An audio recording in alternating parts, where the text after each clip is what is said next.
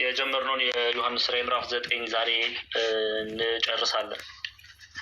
ቁጥር 16 ላይ እንግዲህ ቁጥር 15 ላይ ስትመጡ የሰው 14 እና 15ን ስትመለከቱ መለከትም ያለው ስድስተኛ መልአክ በታላቅ ወንዝ በኤፍራጥስ የታሰሩትን አራቱን መላእክት ፍታቸው አለው። የሰዎችንም ሲሶ እንዲገድሉ ለሰዓቱና ለቀኑ ለወሩም ለዓመቱም ተዘጋጅተው የነበሩ አራቱ መላእክት ተፈቱ። አሁን እነዚህ መላእክት ዲያብሎስ እንደሆኑ አይተናል በባለፈው ትምህርት።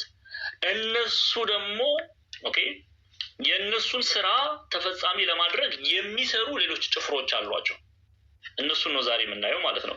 ጭፍሮቻቸውን ነው የምናየው። ያንን ነው የምናየው። እሺ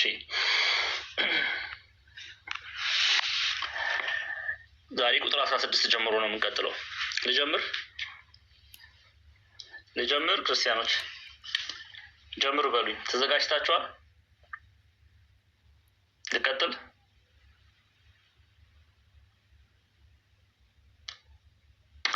መሲ ሂሩት እሺ ጀምር። መልካም። ቁጥር ምዕራፍ 9 ቁጥር 16 የፈረሰኞቹም ጭፍራ ቁጥር እልፍ ጊዜ እልፍ ነበረ፣ ቁጥራቸውን ሰማሁ ይላል። እንግዲህ እነዚህ ቁጥራቸውን ሰማው የተባለላቸው የእነዚህን አራቱን መልአክ ወይም ዲያብሎስ ስራ የክፉን ስራ የሚፈጽሙ የሚራዱ ሰዎች ናቸው። የሚራዱ ሰዎች ናቸው። እነዚህ እልፍ ጊዜ እልፍ የሚለው ኢትዮጵያ ሊቃውንት ብዙ ቁጥር ብለው ነው በትርጓሜ ላይ የሚያስቀምጡት። ብዙ ቁጥር ብለው ያስቀምጣሉ። በግሪክ መጽሐፍ በግሪክ የሬቨሌሽን ራዕይ መጽሐፍ ላይ 200 ሚሊዮን ይለዋል። በነገራችን ላይ ያሳያቸዋለሁ። አንድምታ ትርጓሜያችን ወደኋላ ልመለስ። ይሄው የሰራዊታቸው ማለትም የነዛ አራቱ መልአክ የሰራዊታቸው ቁጥር ብዙ ነው ይላል። ይሄው ቁጥር 16 ላይ እልፍ የሚለው ብዙ ቁጥር ምን ማለት ነው? የሰራዊታቸው ቁጥር ብዙ ነው ሲል እነዛ አራቱ መልአክ የተባሉት ክፉ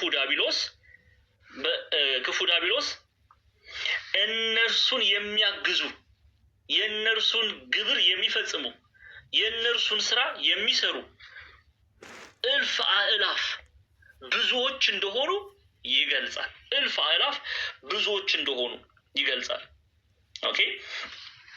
በአራቱ መልአክ የክህደት ጉዞ ይላሉ የሚሳተፉት ህዝቦች ቁጥር የሚያመለክት ነው። ምን ያህል ህዝብ በእነዚህ የክፉ የዲያብሎስ ስራ በማወቅም ባለማወቅም ተሳታፊ እንደሆነ ነው የሚገልጽልን። እነዚህ አራቱ መልአክ የተባሉት ዲያብሎስ በሰሜን በአራት የተመሰሉት ብለናል በባለፈው ሳምንት ስንማር። በአራት መመሰላቸው በአራቱ የምድር ማዕዘናት ሄደው የእግዚአብሔርን ሕዝብ በስህተት ትምህርት በመበከል ያልጸኑትን የሚውጡ የሚያጠፉ እንደሆነ አይተናል። በዚህ ስራቸው ላይ ግን የሚራዷቸው ህዝቦች አሉ። በእነሱ አድረው ስራቸውን ይሰራሉ። ዛሬ ላይ ከነዚህ ቁጥር የሚቆጠሩ ይኖራሉ። በተለያዩ ዘመናት፣ ወራት፣ ጊዜያት ሰዎች ከእግዚአብሔር ቃል ርቀው በክፋት ሲመላለሱ በአንድም በሌላ የሰውን ልጅ ወደ ኃጢአት የሚመሩ የአጋንንት ሰራዊቶች ናቸው፣ ጭፍሮች ናቸው እና በእግዚአብሔር ዘንድ ይላሉ ሊቃውንቱ እነዚህ ጭፍሮች በእግዚአብሔር ዘንድ የተቆጠሩ እንደሆነ ለማሳወቅ ቅዱስ ዮሐንስ ምን ይለናል? የፈረሰኞቹም ጭፍራ ቁጥር እልፍ ጊዜ እልፍ ነበረ፣ ቁጥራቸውንም ሰማው ይላል። ቁጥራቸውንም ሰማው ማለት ምን ማለት ነው ቢሉ በእግዚአብሔር ዘንድ ሁሉ ነገር ይላሉ ኢትዮጵያውያን መምህራን፣ በእግዚአብሔር ዘንድ ሁሉ ነገር የተሰፈረ የተቆጠረ የተመጠነ መሆኑን ለመግለጽ ቁጥሩን ሰማው ይላል። ኦኬ ቁጥሩን ሰማው። ስለዚህ አድረው እነዚህ ክፉ የተባሉ አራቱ መላእክት ዲያብሎስ አድረውባቸው ክፋት የሚያሰሯቸው ሰዎች ምን ተብሎ ይጠራል? የዲያብሎስ ጭፍሮች ተብሎ ይጠራሉ። የዲያብሎስ ጭፍሮች፣ ምክንያቱም ማደሪያቸው አድርገዋቸው በእነርሱ ላይ አድረው ክፉ ነገርን ያሰራሉና። ፈረሰኞችም የተባሉት በእነርሱ ላይ ማለትም በእነዚህ ዲያብሎስ ፈረሰኞች የተባሉ በእነርሱ ላይ አድረውባቸው ክፉ ስራ የሚያሰሯቸው ኃያላን ሰዎች ናቸው። ኃያላን ሰዎች ናቸው። በትልልቅ የስራ ድርሻ ውስጥ ትልልቅ ቦታ ያላቸው ከስራቸው ብዙ ሰዎች አሏቸው። 100ም 200ም 300ም 1000ም 2000ም ካላቸው የሰው ኃይል መጠን ካላቸው ዓለም ከሰጠቻቸው ታይትል መጠን ትልልቅ ሰዎች ተብለው የሚጠሩ ናቸው።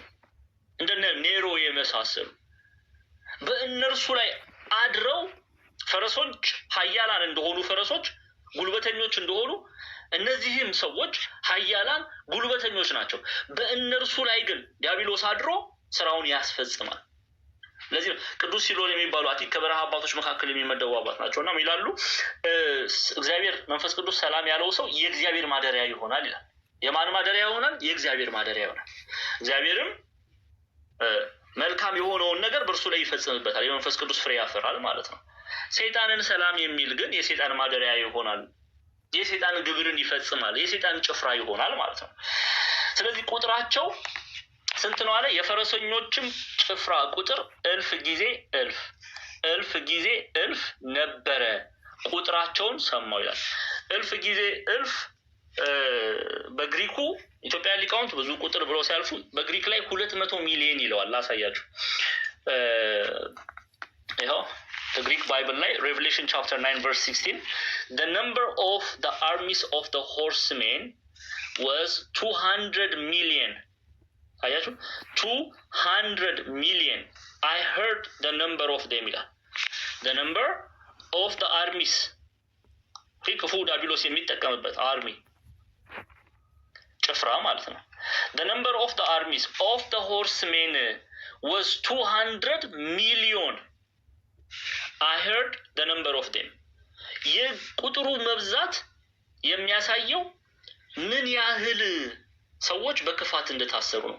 ለዲያብሎስ ባሪያ ሆነው ጭፍራ ሆነው ጭራሽ ሰዎችን ያስቱ የዲያብሎስን ስራ ግብር ይፈጽሙ ዘንድ ከእግዚአብሔር መንግስት ይርቁ ዘንድ የሚሰለፉ ጭፍሮች ናቸው። እስቲ ዛሬ ወደኛ ወደ ህይወታችን እንውሰደው። ወደ ህይወታችን እንውሰደው። ዛሬ እንደሚያደርጉ ሰዎች የሉ? የዲያብሎስን ስራ እንድንሰራ ከእግዚአብሔር ቃል እንድንርቅ የሚመክሩ ሰዎች የሉ? የሉም? አሉ። እነዚህ ሰዎች ቁጥራቸው ከዚህ ጭፍራ ነው። ሰልፋቸው ከዚህ ጭፍራ ነው። ነይ እህቴ ይገርምሻል፣ ነይ እንጠጣ፣ ነይ እንጨፍር፣ ነይ በዝሙት ላይ ውደቂ የሚሉ ነይ በዘረኝነት ተመላለሺ፣ ነይ ደም እናፍስስ ብለው የሚመክሩ ሰዎች የሉ? እነሱ ቁጥራቸው ከዚህ ነው። የአባታችንን የጌታችን የመድኃኒታችን ኢየሱስ ክርስቶስን መልክ እንድንመስል አይደለም የሚገፋፉት። ጓደኛ ሊሆኑ ይችላሉ፣ እናት አባት ሊሆኑ ይችላሉ፣ ትልልቅ ቦታ ላይ ያሉ ሰዎች ሊሆኑ ይችላሉ። በአንድም በሌላም መልኩ ክፉ ነገርን እንድናደርግ የሚገፋፉ ሰዎች በራእይ ላይ ተጠቅሰዋል። ምን ሆነው? የፈረሰኞችም ጭፍራ ቁጥር 1000 ጊዜ 1000 1000 ጊዜ 1000 ነበረ። ቁጥራቸውንም ሰማሁ ይላል። ኦኬ እነዚህ አራቱ ከኤፍራጥስ ወንዝ የወጡት አራቱ መላእክት አድረውባቸው ግብራቸውን የሚፈጽሙባቸው ማለት ነው። እዚህ ቃል በቃል ፈረሰኞች የተባለው ኃያላን የሆኑ ሰዎችም አሉ። እዚህ ላይ ፈረስ ኃይለኛ እንደሆነ ኃያላን ሰዎችን ሁሉ የሚቆጣጠሩ የዓለም መንግስታትን የሚቆጣጠሩ ጀነራሎችን፣ ሻለቆችን የሚቆጣጠሩ ኦኬ ድምፅ ያላቸውን ሰዎች ስልጣን ያላቸውን ሰዎች ዓለም ኃያላን ናቸው ብላ ቀለም የምትቀባቸውን ሰዎች የሚቆጣጠሩ እንደሆነ ለመግለጽ ነው ፈረሰኞች የሚለው ቃል ይገባው። ኦኬ ስለዚህ ብዙ ሰዎች የዲያብሎስ ማደሪያ እንደሚሆኑ ዲያብሎስም ስራውን ይፈጽም ዘንድ በተሰጠው ጥቂት ጊዜ የሚራዱ ጭፍሮች እንደሆኑ የዲያብሎስ ሰራዊት እንደሆኑ የቤተክርስቲያን አባቶች ያስተምራሉ። ግልጽ ነው። ቁጥር 16 ግልጽ ነው። ግልጽ ነው አይደለ?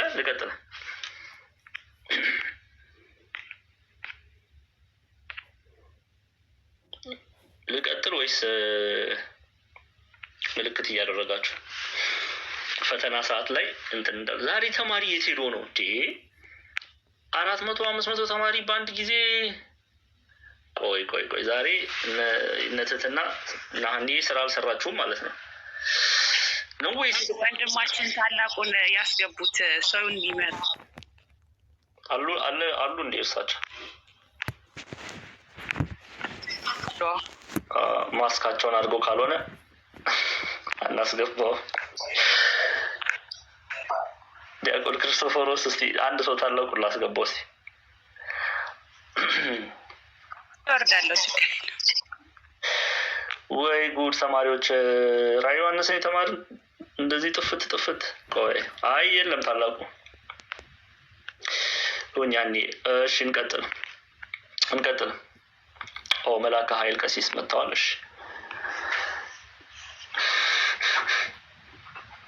እሺ ስለዚህ ቁጥራቸው ብዙ እንደሆነ እንረዳለን።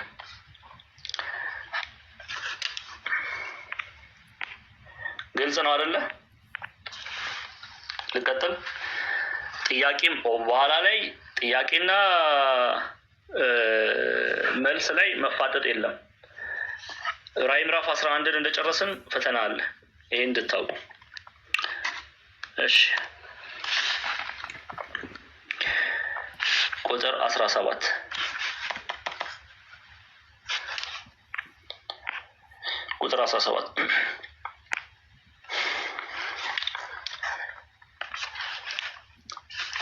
ፈረሶቹንና በእነርሱም ላይ የተቀመጡትን እንዲሁ በራእይ አየሁ ይላል። ፈረሶቹንና በእነርሱ ላይ የተቀመጡትን እንዲሁ በራእይ አየሁ ይላል። አሁን ፈረሶቹ ያላቸውን መልክ በራእይ ቅዱስ ዮሐንስ ይነግረናል። ፈረሶቹን ብቻ ሳይሆን በፈረሶቹ ላይ የተቀመጡት ፈረሶቹ በእነርሱ ላይም የተቀመጡት ምን አይነት መልክ አላቸው የሚለውን ነው እየነገረን ያለው። እሺ አሁን እሳትና ያክንት ዲንም የሚመስል ጥሩር ነበራቸው ይላል። እሳት ያክንት ዲንም የሚመስል ጥሩር ነበራቸው። እችን እሳት ያክንት ዲንም የሚመስል ጥሩር ነበራቸው ይላል። እያንዳንዱን እናየዋለን ሚስጥሩን። እሳት ምንን ያሳያል? ያክንት ምንን ያሳያል? ዲንም የተባለው ምንን ያሳያል? እሳት ያክንት ዲንም የሚመስል ጥሩር ነበራቸው ይላልና እሺ እሳት መባሉ ምንን ያሳያል? እሳት መባሉ ምንን ያሳያል? እሳት መባሉ ኃይለኛ መሆናቸውን ይገልጻል። አንድም በሰይጣን ኃይል በዲያብሎስ ኃይል ያልጸኑትን የሚያቃጥሉ የሚውጡ መሆኑን ይገልጻል። ለምሳሌ ግልጽያን መተርጉማን እነዚህን እሳት የተባለውን ሐሳብ ተመሳሳይ ነው ከኢትዮጵያ ሊቃውንት ጋር fiercely breastplate ይላል። fearfully breastplate አላቸው። እያንዳንዱን እናየዋለን። they devour with satanic strength ይላል። ይውጣሉ ያልጸኑትን ያቃጥላ እሳት እንደሚያጠፋ። ለምሳሌ እሳት ብትለኩሱት የሆነ ወረቀት ላይ ብትለኩሱት ወረቀቱን ይበላዋል፣ ያጠፋዋል። እነዚህም በእሳት መመሰላቸው እሳት እና ያክንት ዲንም የሚመስል ጥሩር መባላቸው ምን ነው የሚያሳየው? አንደኛ ኃይለኛ መሆናቸውን፣ የሚያጠፉ መሆናቸውን፣ ያልጸኑትን አቃጥለው የሚያጠፉ እንደሆኑ ለመግለጽ ነው። they devour ወይም with satanic strings ይውጣሉ። ቅዱስ ጴጥሮስ እንደተናገረው ማለት ነው። በአንደኛ የጴጥሮስ መልእክት ምዕራፍ 5 ላይ ምንድነው ያለው? ቁጥር 8 በመጠን ኑሩ ንቁም፣ ባላጋራችሁ ዲያብሎስ የሚውጠውን ፈልጎ እንደሚያገሳ አንበሳ ይዞራልና ይላል። ምንን ፈልጎ?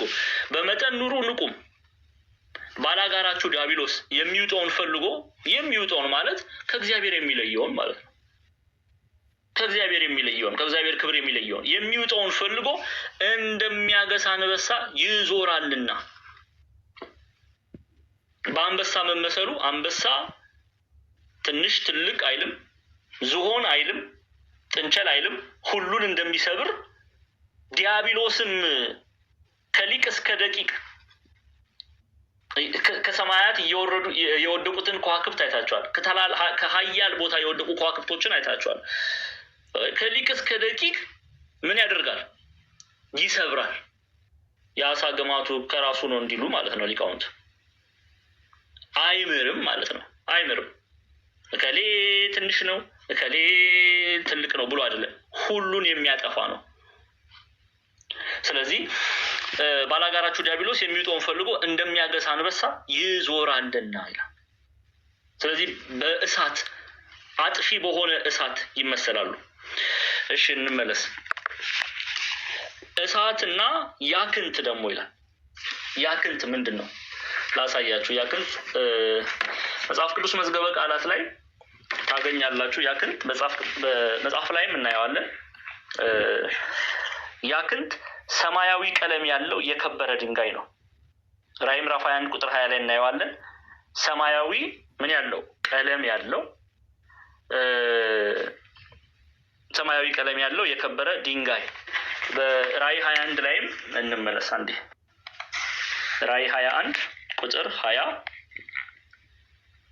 ላይ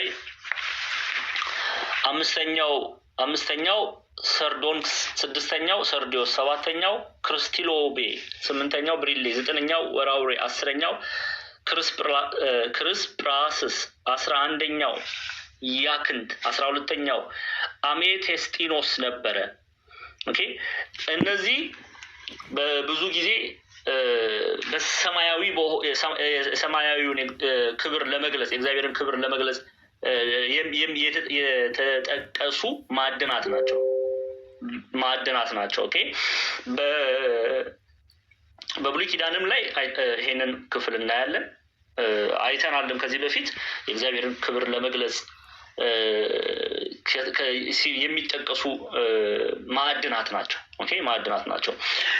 እሺ መጽሐፍ ቅዱስ መዝገበ ቃላት ላይም ሰማያዊ ቀለም ያለው የከበረ ድንጋይ ይለዋል። ሰማያዊ ቀለም ያለው የከበረ ድንጋይ።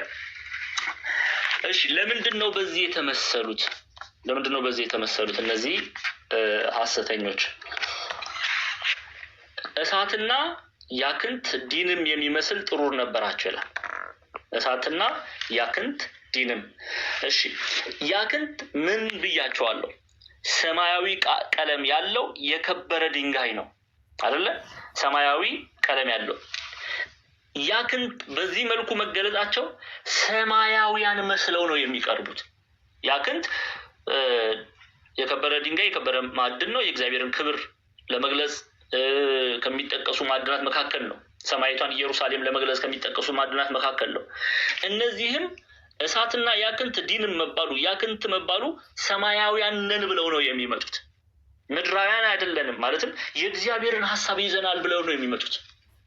መስለው ነው የሚመጡት፣ ሆነው ሳይሆን አስመሳዮች ናቸው። ኦኬ ሰማያዊውን የእግዚአብሔር መልእክት ይዘን መተናል ይላል ቅዱስ ይሁዳ በይሁዳ መልእክት እንደተናገራቸው ማለት ነው። ሐሳውያን ናቸው።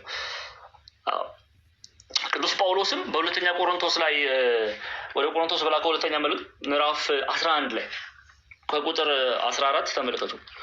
ስለ ሰይጣን ባህሪ ሲናገር ይህም ድንቅ አይደለም፣ ሰይጣን ራሱ የብርሃን መልአክ እንዲመስል ራሱን ይላልና ይለውጣልና፣ ስታዩዋቸው ሰማያውያን ነው የሚመስሉት። ኦኬ፣ ስታዩዋቸው ሰማያዊ መልእክት ይዘው የመጡ ይመስላሉ፣ ግን በውስጣቸው መርዝ ነው ያለው።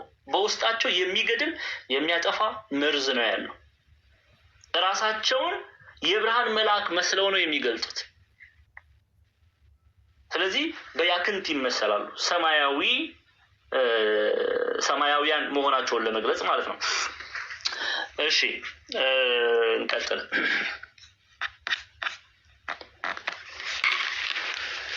እሳትና ያክንት፣ ከዛ ደግሞ ዲንም የሚመስል ጥሩር ነበራቸው ይላል። ዲንም የሚመስል ጥሩር ነበራቸው። ዲን የምታውቁት ነው፣ ቢጫማ ቀለም ያለው ነው። ተስፈኞች መሆናቸውን ለመግለጽ ነው ይላሉ።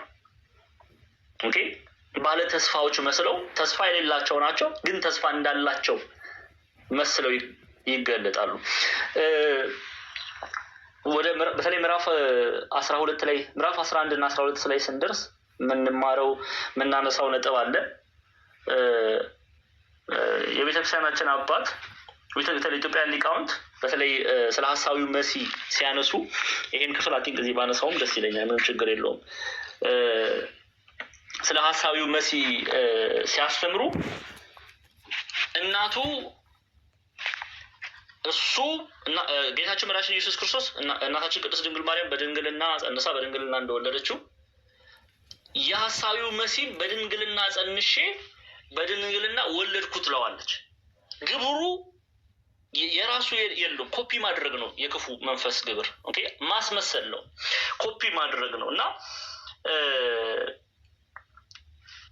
እናቱ ማርያም ትባላለች። ሐሰተኛዋ ማርያም እያሉ ይጠሯታል ኢትዮጵያ ሊቃውንት። ምክንያቱም የእውነተኛይቷን ማርያም መስላ ነው የምትመጣው። ከዛ በድንግልና ጸንሼ በድንግልና ወለድኩት ብላ ታስወራለች። ኦኬ፣ በድንግልና ወለድኩት ብላ ታስወራለች። ይሄ ምን ነው የሚያሳየው? የራሳቸው የሆነ ነገር እንደሌላቸው፣ ክፉ የራሱ የሆነ ነገር እንደሌለው ነው የምንመለከተው። ኦኬ፣ ዲያብሎስ የራሱ የሆነ ነገር እንደሌለው ነው የምንመለከተው። እና መጋቢ ሐዲስ ስቡህ አዳምጤ በራዕየ ዮሐንስ ትርጓሜያቸው ላይ የራዕየ ዮሐንስ ሀተታ ሰርተዋል እና እዛ ላይ እንዲህ የሚለውን ሀሳብ ያስቀምጣሉ። ስለዚህ መስለው ነው የሚመጡት ክፉዎች። ስለዚህ እሳት፣ ያክንት፣ ዲን የሚመስል ጥሩር ነበራቸው ይላል። እሳት፣ ያክንት፣ ዲን የሚመስል ጥሩር ነበራቸው ይላል። ጥሩር ደግሞ ምንድን ነው? ያን ደግሞ እንመለከት። ኦኬ፣ የአጋንንት ሰራዊቶች ናቸው እነዚህ ሁሉ። በደንብ አድርጋችሁ እየሰማችሁ። ጥሩር ደግሞ የምን ምሳሌ ነው? ኦኬ፣ ጥሩር የምን ምሳሌ ነው የሚለውን እናያለን። እሺ፣ ጥሩር የቅድስና የጽድቅ ምሳሌ ነው። ቅዱስ ጳውሎስ በኤፌሶን መልእክቱ ላይ ምዕራፍ 6 ይኸው ምዕራፍ 6 ቁጥር 15 ላይ እንግዲህ ወገባችሁን በእውነት ታጥቃችሁ እንግዲህ ወገባችሁን በእውነት ታጥቃችሁ የጽድቅንም ጥሩር ለብሳችሁ ይላል። አያችሁ አይደለ? የጽድቅንም ጥሩር ለብሳችሁ በሰላም ወንጌል በመዘጋጀት እግሮቻችሁ ተጫምታችሁ ቁሙ ይላል። ምንን ለብሳችኋል? የጽድቅን ጥሩር። ስለዚህ ጥሩር የጽድቅ ምሳሌ ነው፣ ምሳሌ ተደርጎ ይወሰዳል በመጽሐፍ ቅዱስ። ኦኬ፣ እነዚህ ክፉዎች ራዕየ ዮሐንስ ምዕራፍ 19 ላይ ስትመለሱ እሳት፣ ያክንት፣ ዲንም የሚመስሉ ጥሩር ነበራቸው። ጻድቃን መስለው ነው የሚመጡት። ኦኬ፣ ቅዱሳን መስለው ነው የሚመጡት። ግን ናቸው ወይ? አይደሉም።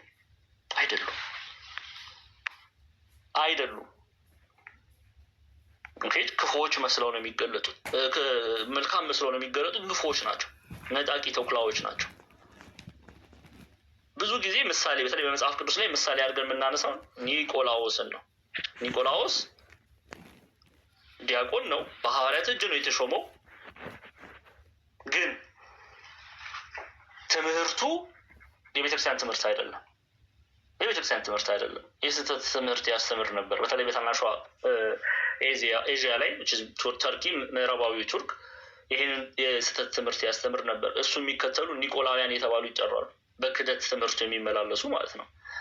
ሲታዩ ጻድቃን ይመስላሉ፣ ቅዱስ ይመስላሉ፣ ግን ነጣቂ ተኩላዎች ናቸው። መምህራን ይመስላሉ፣ ነጣቂ ተኩላዎች ናቸው። ነቢያት ይመስላሉ፣ ነጣቂ ተኩላዎች ናቸው፣ ክፉዎች ናቸው። ለዚህ ነው ጥሩር ነበራቸው የተባለው። ኦኬ፣ ጥሩር ነበራቸው። ጥሩር የጽድቅ ምሳሌ ተደርጎ ይወሰዳል። ኤፌሶን ምዕራፍ 6 ማስረጅ የምትፈልጉ ሰዎች ያው ወደ ኤፌሶን ሰዎች ምዕራፍ 6 ቁጥር 15 እንግዲህ ወገባችሁን በእውነት ታጥቃችሁ የጽድቅንም ጥሩር ለብሳችሁ በሰላም ወንጌል በመዘጋጀት እግሮቻችሁን ተጫምታችሁ ቁሙ ይላል። የምንን? የጽድቅን ጥሩር። ምሳሌው ቅድስና ጽድቅ ነው። እሺ እንቀጥል።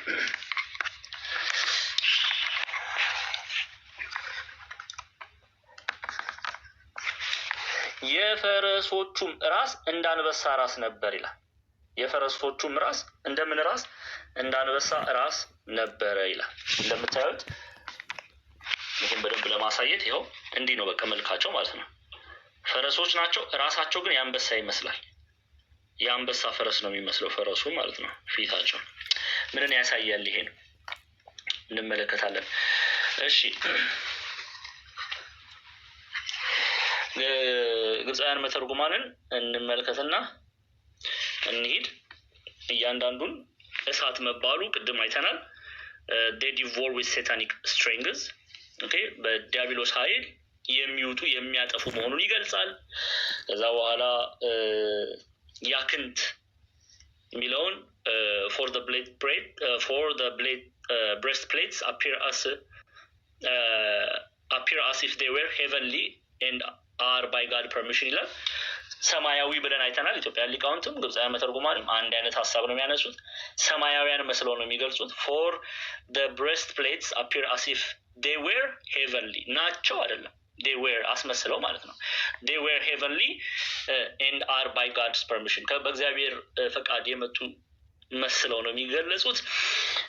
ከዛ ደግሞ ዲን ወይም ብሬምስቶን ይባላል። for revenge and perishable ይላሉ። ከለሩ አንደኛ ግብፃውያን መተርጉማን ሪቬንጅ በቀለኞች እንደሆኑ አጥፊዎች እንደሆኑ የሚገልጽም ነው ብሎ ያስቀምጣሉ። ዲን የሚለውንም ግን ነጭ መሆኑ ደግሞ ዲን ስትመለከቱ ነጭ መሆኑ ተስፋ ሰጪዎች ባለተስፋዎች ደግሞ መስለው ይቀርባሉ ይላሉ ኢትዮጵያ ሊቃውንት። ሁለቱንም ሀሳብ መመልከት ማየት ያስፈልጋል። እሺ their heads ጭንቅላታቸው their heads are like the heads of lions their heads እንደምታዩት ምን ነው የሚናገረው? የፈረሶቹ ጭንቅላት የአንበሳን ጭንቅላት ይመስላል። የፈረሶቹ ጭንቅላት የአንበሳን ጭንቅላት ይመስላል። ይሄ ምንን ያሳያል? እንመለስ።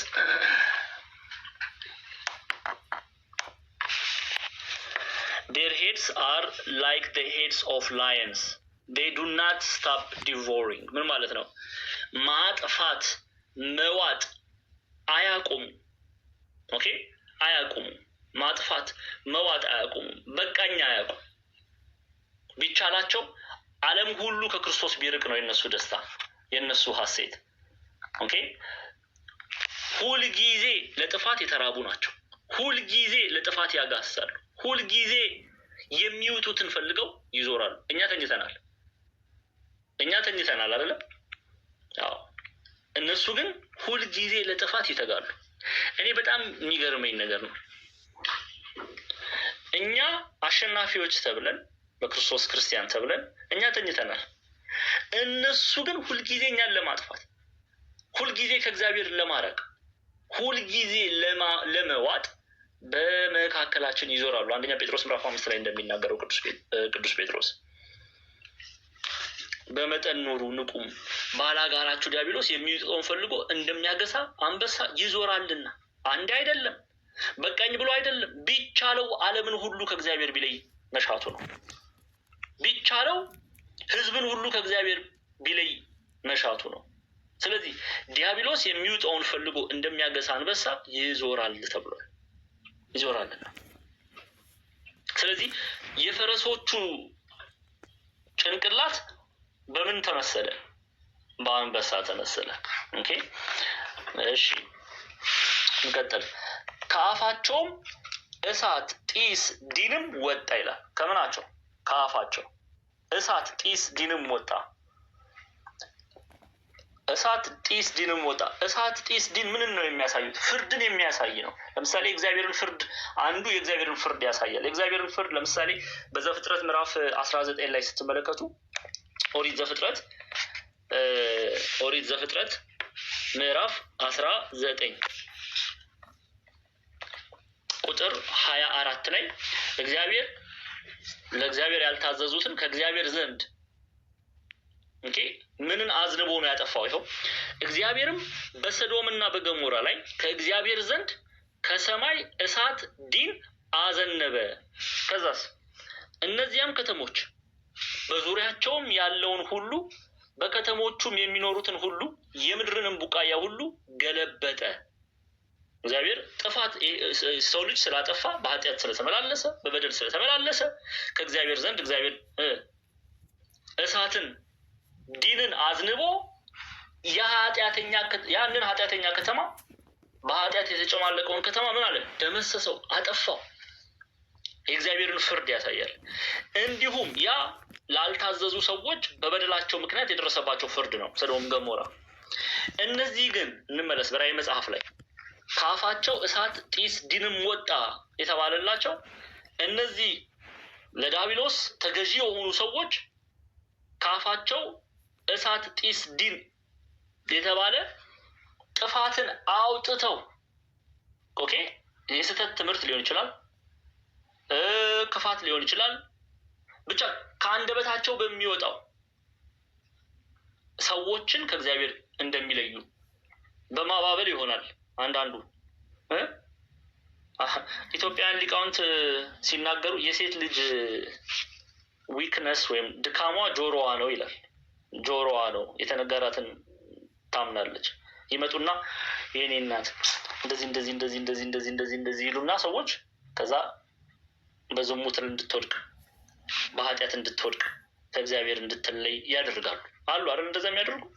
አዎ። ስለዚህ ከአፋቸው እሳት፣ ጢስ፣ ዲንም ወጣ መባሉ እሳት፣ ጢስ ፍርድን የሚያሳይ ሲሆን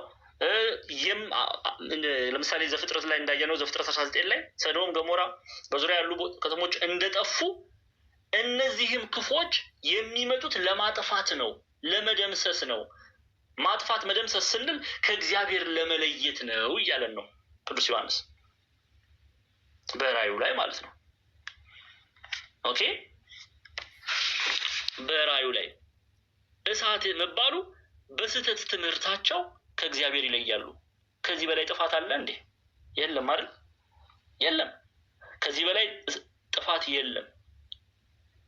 ከዚህ በላይ ጥፋት የለም። ስለዚህ አጥፊዎች መሆኑን ለመግለጽ የገባ ቃል ነው። ያንን ሀሳብ ለማስረዳት ነው። ይኸው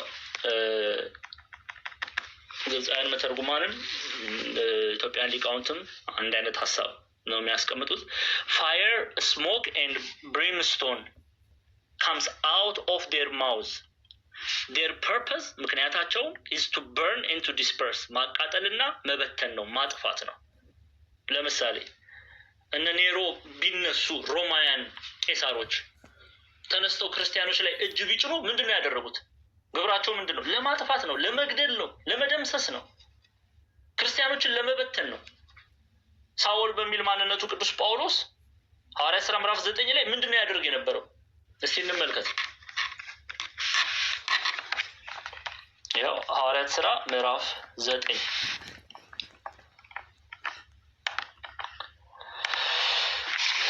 ሳውል ግን የጌታን ደቀ መዛሙርት እንዲገድላቸው ገና እየዛተ ወደ ሊቀ ካህናቱ ሄደ። በዚህ መንገድ ያሉትንም በነገራችን ላይ ክርስቲያን ተብለው የተጠሩት ሐዋርያት ሥራ ምዕራፍ 11 ላይ ነው። ይሄንን በነገራችን ላይ ይሄ ክርስቲያኒቲ 101 ነው፣ ሁላችሁም ልታውቁ የሚያስፈልግ ነው።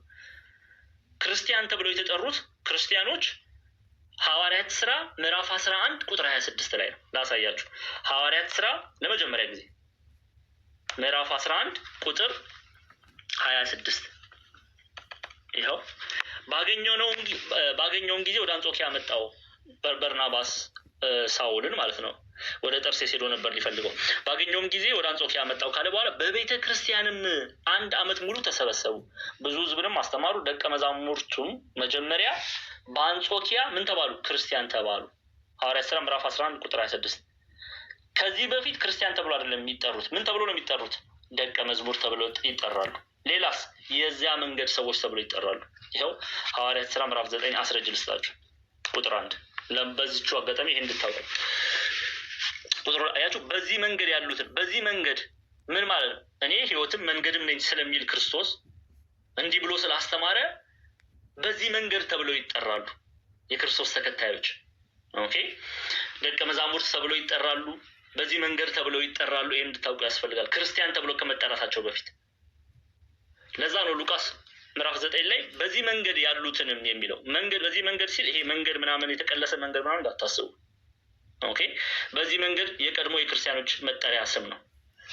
በዚህ መንገድ ያሉትን ሰዎች ወንዶችንም ሴቶችንም ቢያገኝ እያሰረ ወደ ኢየሩሳሌም ያመጣቸው ዘንድ በደማስቆ ላሉት ምኩራቦች ደብዳቤ ከእርሱ ለመነ። ምን እያደረገ? እያሰረ ወደ ኢየሩሳሌም ያመጣቸው ዘንድ። ለምንድን ነበር ይሄን ያሰበው ሳውል? ለምንድን ነው ይሄን ያሰበው? ለማጥፋት፣ ለመግደል፣ ክርስቲያኖችን ያሳድ ነበረ። ይሄ ሳውል በሚለው ማንነቱ ማለት ነው። ግን እግዚአብሔር ጠራው፣ መረጠው። ስለዚህ የወንጌል ሰባኪ ያደረገው ለምርጥ አድርጎ ተቀበለው እግዚአብሔር አምላክ ሳውልን። ከዛ ጳውሎስ በሚለው ማንነቱ መልእክታትን ሲጽፍ፣ ወንጌልን ሲሰብክ፣ ቤተክርስቲያንን ሲተክል እናያለን። ግን በዚህ በሳውል የቀድሞ ማንነት የተመላለሱ ሰዎች ግብራቸው ምንድን ነው? ግብራቸው ማጥፋት ነው። ለምሳሌ ሐዋርያት ሥራ ምዕራፍ 12 ላይ ስትመለከቱ ሄሮድስ ምንድን ነው ያደርገው? በዚያን ዘመን ንጉሥ ሄሮድስ መከራ ያጸናባቸው ዘንድ ከቤተ ክርስቲያን በአንዳንዶች ላይ እጁን ጫነባቸው። መከራ ጸናባቸው። የዮሐንስ ወንድምን ያዕቆብን በሰይፍ ገደለው። አያችሁ፣ መግደል፣ ማጥፋት፣ ማሰር ነው የነዚህ ግብር። የነዚህ ግብር አሁን ሄሮድስ የሚመደበው ከነዚህ ጭፍሮች ነው። ክርስቲያኖችን ይገድላል፣ ያሳድዳል። አሁን እየሆነ ያለው በሀገራችን ማለት ነው። አንዳንዶቻችሁ ድምፅ አንሆንም ያላችሁት ማለት ነው። ጠግባችሁ ድምፅ ሆኗቸው ሲባል አንዳንዶቻችሁ ምንም ድምፅ መሆንም አልፈለጋችሁም። በጣም ያሳዝናል። ሰምቻለሁ ደግሞ ችግር የለም። የእነዚህን ጭፍሮች ግብር አልገልጥም። የመጽሐፍ ምንድን ነው የሚለው? የተደበቀውን ግለጡ አይደለም የሚለው? ወደ ብርሃን አውጡት አይደል? ለህዝብ ማሳወቅ የፈራችሁ ማትፈልጉ እናንተ ተመቻችታችሁ እንደዛችን ቁራሪት መኖር መጥቶ እናንተን እስኪያቃጥል ድረስ ዝም ማለት የምትፈልጉ ሰዎች አላችሁ። ምንም ማድረግ አይቻልም። ያሳዝናል። ብቻ በእግዚአብሔር ይፈርዳል ለሁሉም። ኤኒዌይስ ቤተክርስቲያን ላይ እጅ መጫን፣ ክርስቲያኖችን ማሳደድ፣ ክርስቲያኖችን መግደል ጭፍራ ያስብላል። የዲያብሎስ ጭፍራ ያስብላል። 200 ሚሊዮንም ሆነ ብዙ ቁጥርም ተባለ ብቻ ዋናው ዓላማው የዲያብሎስን ስራ የሚያስፈጽሙ ማለት ነው። ስለዚህ ሄሮድስ ከዛ ነው የሚመደበው። ግን የሄሮድስ ግብር ምንድን ነው? መግደል። ቅድም ሳውልን አይተናል። ሳውል ግን መጨረሻ እግዚአብሔር ጠራው፣ ቅናቱን አይቶ ጠራው ለትልቅ ክብር። ግን እነ ሄሮድስ ያሉ በዛ ጥፋታቸው የተመላለሱ ምን ያደርጉ ነበረ? ያጠፉ ነበር፣ ይገድሉ ነበር፣ ያስሩ ነበረ። ኦኬ። ስለዚህ ከአፋቸው እሳት ጢስ ዲንም ወጣ ሲል እሳት ጢስ ዲን ወጥቶ እንደሚያጠፋ፣ እንደሚገድል፣ እንደሚበትን እነዚህም ግብራቸው የሚያጠፋ፣ የሚበትን፣ የሚደመስስ ላደመጠው፣ እሺ ላለው፣ ለተገዛላቸው ህይወትን የሚያሳጣ ነው። ግልጽ ነው? እሺ ክርስቲያኖች ግልጽ ነው? ምልክት አድርጉልኝ።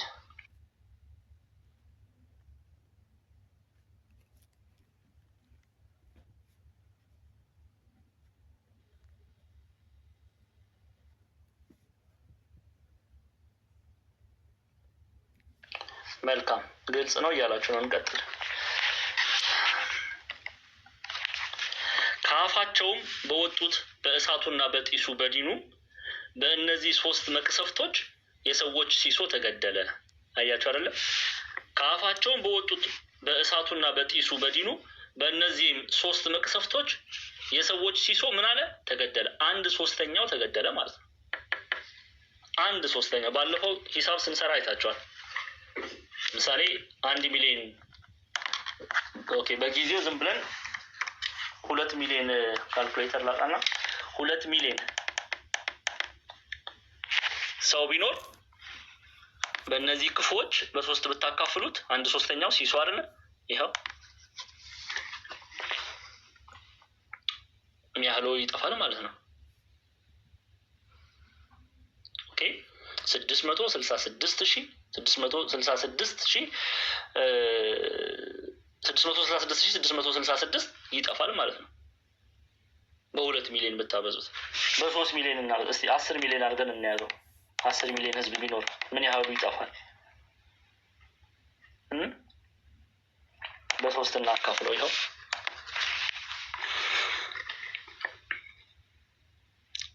የ10 ሚሊዮን በ3 አካፍሉት የሚጠፋ ነው ማለት ነው። ኦልሞስት ከ3 ሚሊዮን በላይ ከ3 ሚሊዮን በላይ ማለት ነው። 1/3 ማለት ነው። ምን ያህል ህዝብ እንደሚጠፋ ነው የሚያሳየው። ምን ያህል ህዝብ እንደሚጠፋ ነው የሚያሳየን። ግልጽ ነው። በነገራችን ላይ የቁጥሩ መብዛት ከአፋቸውን በወጡት በእሳቱ በጢሱ ዲን በእነዚህም 3 መቅሰፍቶች የሰዎች ሲሶ ተገደለ ስንል ብዙ ህዝብ በእነዚህ ሰዎች ከቤተ ክርስቲያን ከእምነት ከሃይማኖት እንደሚወጣ ነው የሚገልጸው። ኦኬ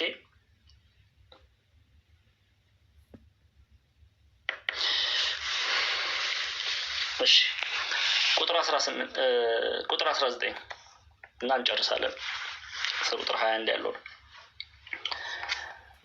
እሺ ዛሬ ስንት ነው ያለው? ዛሬ 8 ሚሊዮን አይደል ያለ ነው። እስቲ በዛሬው ከረንት ፖፑሌሽን ሬት እንየው እስቲ። 8 ሚሊዮን አይደለ? በ3 እናካፍለው።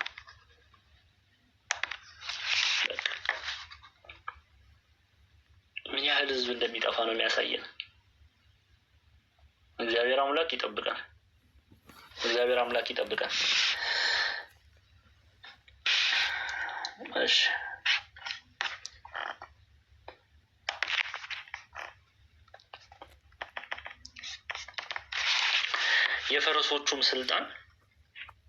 የፈረሶቹም ስልጣን በአፋቸውና በጅራታቸው ነውና ይላል። የፈረሶቹም ስልጣን በአፋቸውና በጅራታቸው ነውና፣ ጅራታቸው እባብን ይመስላል፣ ራስም አላቸው፣ በእርሱም ይጎዳሉ ይላል። አሁን ምን ነው እናያለን እንግዲህ።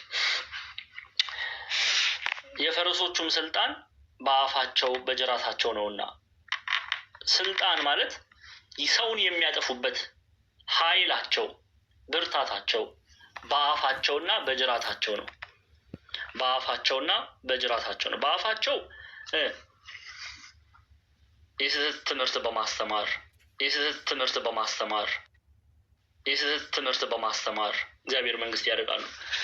በጅራታቸውም ነውና አለ። ጅራታቸው ላይ ምን አለ? አብረን እናያለን። ጅራታቸው እባብን ይመስላል፣ ራስም አላቸው፣ በእርሱም ይጎዳሉ። ጅራታቸው እባብም ይመስላል መባሉ ከክፉ መላካቸውን ነው የሚናገረው። ለምሳሌ በፎቶ ላይ እንደምታዩት አያችሁ፣ ጅራታቸው ለምንድን ነው ፊት ያልሆነው? ለምንድን ነው ጅራታቸው ከኋላ የሆነው? እውነተኛ ማንነታቸውን ደብቀው ነው የሚመጡት ሐሰተኞች። አሁን እነ ፍቅረ ሲዝም ለነገሩ ዘንድሮ የአጋንንት ተላላኪ ነኝ እያለ እንኳን ህዝብ ይከተለዋል ዘንድሮ። ምንም ችግር የለም። ምን ያህል እንደጠፋን ተመልከቱ። አሁን ፍቅረ ሲዝም ክርስቶስን እየተሳደበ 2000 ሰው ቁጭ ብሎ ያየዋል፣ ያደምጠዋል፣ አብሮ ይስቃል፣ ያላግጣል። እባቡን ፊት አድርጎ ማለት ነው። በፊት ይሄንን እባብ ከፊት አድርጎ እባብ ነኝ እያለ እየመጣ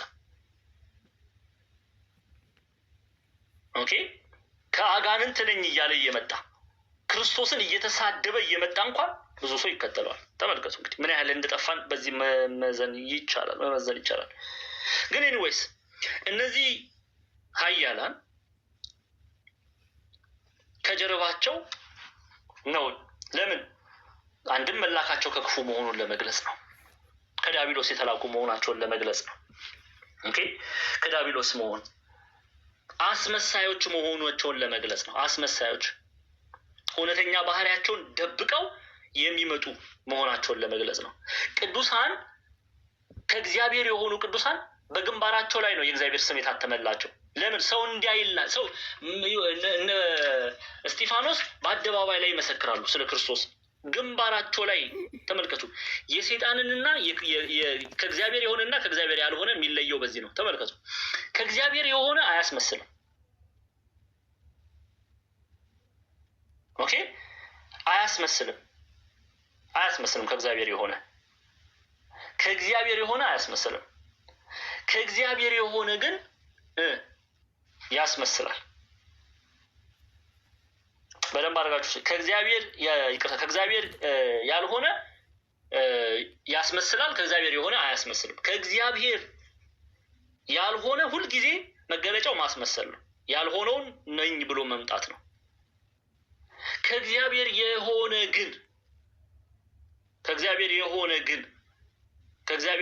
ግን አያስመስልም።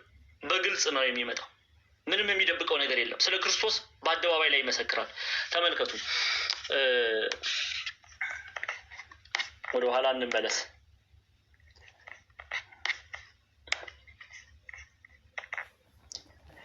ወደ ኋላ እንመለስ። አንዴ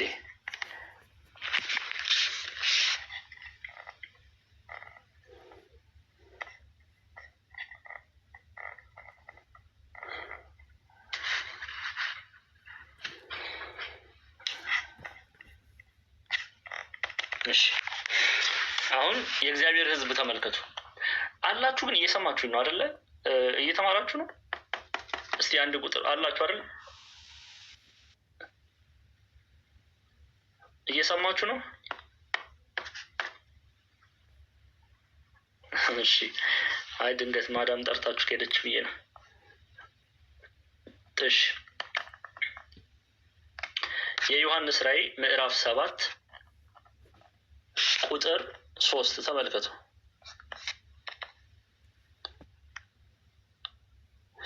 አንድ ሰው ሁልጊዜ ነው ወይ ስለ ፍቅረ ሲዝም የምትናገረው? አሀ እዚህም ተደብቃችሁ የፍቅረ ሲዝምን ዲፌንድ ማድረግ የምትፈልጉ ሰዎች አላችሁ ማለት ነው። ያሳዝናል በጣም። እሺ ምንም አልልም። እግዚአብሔር ልቦና ይስጣችሁ።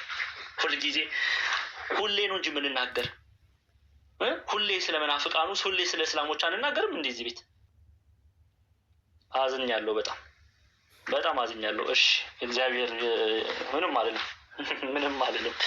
የፍቅረ ሲዝም ጠበቃ መሆናችሁ መጣችሁ። አቤት ጉድ እኮ ነው እንግዲህ። እዚህ ቤት ሌሎች ተቃውመን አናውቅም። እሺ ምንም ችግር የለም። እግዚአብሔር ይፍረድ። በመንበሬና በእናንተ መካከል እግዚአብሔር ይፈርዳል ማለት ነው። እንቀጥላለን። እሺ እንደው እንደመጣላችሁ ዝም ብላችሁ አትናገሩ። እሺ እንደመጣላችሁ አትናገሩ። ያሳፍራል በጣም።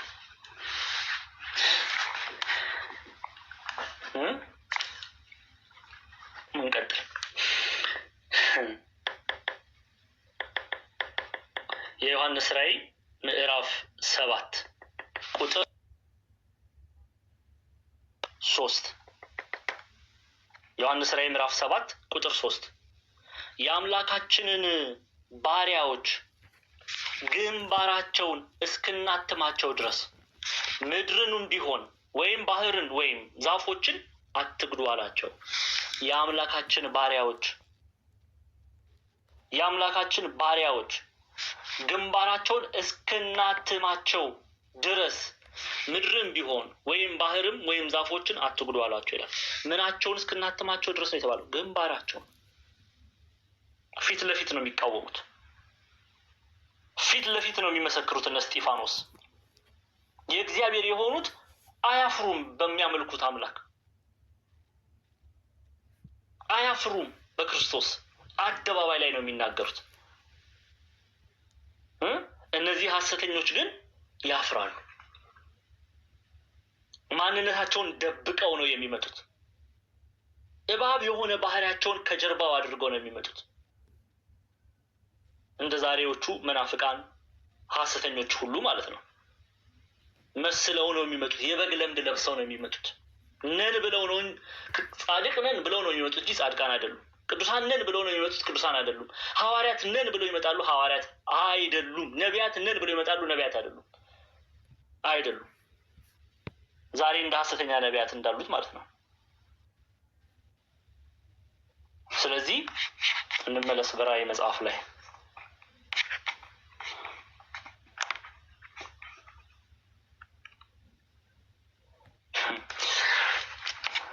እሺ ነው። የፈረሶችም ስልጣን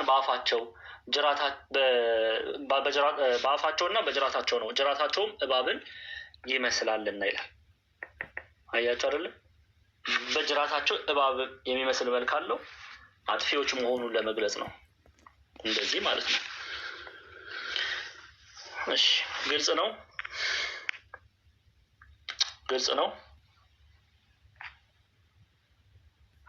ወገኖቼ፣ ግልጽ ነው ወይ?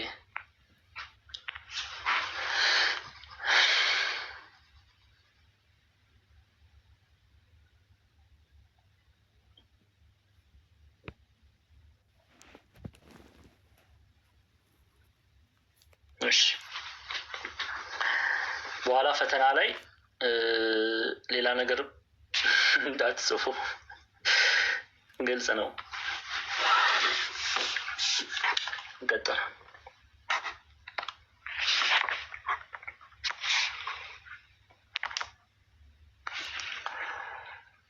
እሺ ራስም አላቸው በእርሱም ይጎዳሉ ይላል። በምንድን ነው የሚጎዱት? በትምህርታቸው አጥፊዎች መሆናቸውን ለመግለጽ የሚገልጥ ክፍል ነው። እሺ ቁጥር 20 እና 21 እንመለከትና እንጨርሳለን። አንድ አይነት ሀሳብ ስለሆነ በአንድ ላይ እናየዋለን። አያይዘን ሁለቱን ቁጥር 20 እና 21 አንድ ላይ እንመለከታለን። በእነዚህም መቅሰፍቶች ያልተገደሉት የቀሩት ሰዎች ለአጋንንትና ያዩ ወይም ይሰሙ ወይም ይሄዱ ዘንድ ለማይችሉ ከወርቅና ከብር ከናስም ከድንጋይም ከእንጨትም ለተሰሩ ለጣዖቶች እንዳይሰግዱ ስለ እጆቻቸው ስራ ንስሐ አልገቡም። ስለ መግደላቸውም ቢሆን ወይም ስለ አስማታቸውም ወይም ስለ ዝሙታቸውም ወይም ስለ ስርቆታቸው ንስሐ አልገቡም። ኦኬ እሺ። ምንም ይሄ ድንቅ ቢደረግም ኦኬ ሰዎች በዚህ ጊዜ ማለት ነው ምን ያህል ልበ ደንዳኖች እንደሆኑ ነው የምናየው። እነዚህ መቅሰፍቶች ቢመጡ እንደ በኖህ ዘመን እንደነበረ ሰዎች ልባቸው ይህን ያህል ደንዳኖች ናቸው፣ ንስሐ አይገቡም። እነዚህ መቅሰፍቶች መጥተው ልባቸው ግን እንደ ድንጋይ አጠንክረውታል። ወደ ንስሐ መመለስ አይፈልጉም። ኦኬ የተለያዩ መቅሰፍቶች እየመጡ ሰዎችን ቢጎዱ ሰው ግን የሚጠነቁለውም ይጠነቁላል፣ የሚበድለውም ይበድላል፣ ኃጢአት የሚያደርገውም በኃጢአቱ ይቀጥላል። የሚደነግጥ አይኖርም። ጭራሽ ይኸው እንደምታዩት ለሐሰተኞች ቋሚም ሆነው ይመጡ አሉ። ክፉዎችን አትናገሩ የሚሉም ሰዎች አሉ፣ አትንኳቸው የሚሉም ሰዎች አሉ። አሁን እኔ ወጥቼ ቪዲዮ ብሰራና ከዚህ በፊት ቪዲዮ ሰርቼ ፖስት አድርጌ ነበረ ስለ ሐሰተኞች ፍቅረ ሲዝምንም መናፍቃኑ ምን ነው መጥተው በኮመንት ነው የሚሰድቧቸው እንጂ ንስሐ አይገቡም። ሰዎች ወደ እግዚአብሔር አይመለሱም፣ ከእግዚአብሔር ጋር አይታረቁም፣ ጣዖት ያመልካሉ ይላል። ጣዖት ያመልካሉ ማለት ንስሐ አይገቡም ማለት፣ ክፉ ስራቸው ይቀጥላሉ፣ አያቆሙም። በኋላ ላይ እናያለን። ሌተር በሚመጡት ምዕራፎች ላይ ሐሳዊው መሲህ የራሱን ምስል አስቁሞ ሲያሰግዳቸው በግንባራቸው ላይ 666 ማህተም አድርጎ ለእርሱ ሲገዙ ታያላችሁ። እነዚህ ሰዎች ንስሐ የማይገቡ የማይመለሱ፣ የማይለወጡ፣ ወደ እግዚአብሔር የማይቀርቡ፣ ምንም እግዚአብሔር ምንም ድንቅ ቢያደርግ አይመለሱ። እነዚህ መቅሰፍቶች እንኳን ይላሉ አንዳንድ መምህራን አሉ፣ እነዚህ መቅሰፍቶች የመጡት ልባቸው እንደ ድንጋይ የደነደነን ሰዎች ወደ ንስሐ ለመመለስ ነው ይላሉ። ግን እነሱ አይመለሱ። አይመለሱም። ንስሐ የሚገባ የለም። ወዮ ይቀጥላል ማለት ነው። ለዚህ ነው በእነዚህም መቅሰፍቶች ያልተገደሉ የቀሩት ሰዎች ለአጋንንት ያዩ ወይም የሚሰሙ ወይም ይሄዱ ዘንድ ለማይችሉ ከወርቅና ከብር ከናስም ከድንጋይም ከእንጨትም ለተሰሩ ለጣዖቶች እንዳይሰግዱ ስለ እጃቸው ስራ ንስሐ አልገቡም፣ አልተመለሱም ማለት ነው። በክፉ ግብራቸው ቀጠሉ ማለት ነው። ኦኬ፣ ጣዖት ያመልካሉ፣ ንስሐ አይገቡም ማለት ነው። ስለ መግደላቸውም ቢሆን ወይም ስለ አስማታቸውም ወይም ስለ ዝሙታቸውም ወይም ስለ ስርቆታቸው ንስሐ አልገቡም።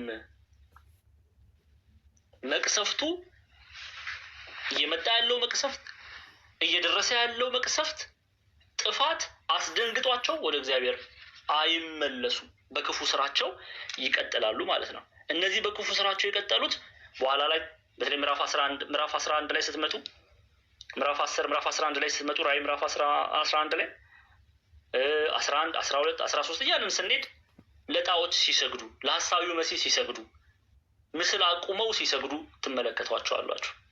ትመለከቷቸዋላችሁ እና ይሄንን አንባቢው አድማጩ ያስተውል ዘንድ ይገባል። ያስተማረን የገሰጸን የቅዱሳን አባቶቻችን አምላክ ጌታችን አምላካችን አባታችን መድኃኒታችን ኢየሱስ ክርስቶስ ስሙ ከአጥናፍ እስከ አጥናፍ የከበረ የተመሰገነ ይሁን። እጅግ የምንወዳት እናታችን ቅድስት ድንግል ማርያም ጸሎቷ ምልጃዋ ከኔና ከእናንተ ጋር ይሁን። ይቆየን። ራዕይ ዮሐንስ ምዕራፍ 9 ጨርሰናል ማለት ነው። ስለዚህ ምዕራፍ 10 ሰኞ እንቀጥላለን።